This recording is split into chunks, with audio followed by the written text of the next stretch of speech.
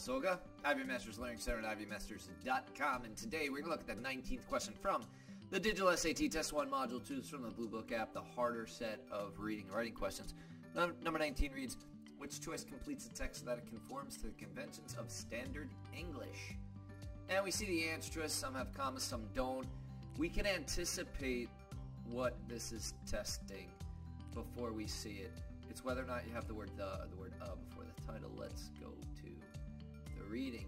Stomata, tiny pore structures in a leaf that absorb gases needed for plant growth, open when guard cells surrounding each pore swell with water.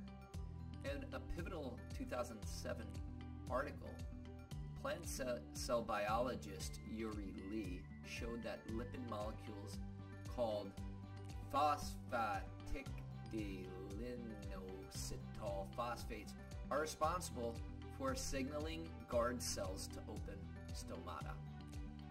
So, what's going to be our correct answer here? Actually, you need no commas at all. So, one thing is, what's tested on this SAT is often there's over punctuation. So, unless you're sure that punctuation needs to be there, usually you want to side on the air of caution when putting punctuation there. So, in other words, only put the commas if you're sure that they need to be there. Now, why do we have no commas? The most common wrong answer here is probably D. Now, if you said the plant cell biologist, then it would be comma, Yuree Lee, comma. So it's the difference between having the over here for plant cell, or if it said or an, then you would have the comma before and after the name. And also then when you took out Yuree Lee, it would make sense. The plant cell biologist showed that lipid molecules, but without the you'd say plant cell biologist showed the lipid molecules, and then you sound like a caveman. So anyway, correct answer is C. No commas are needed when you're talking about people and the title is before the name.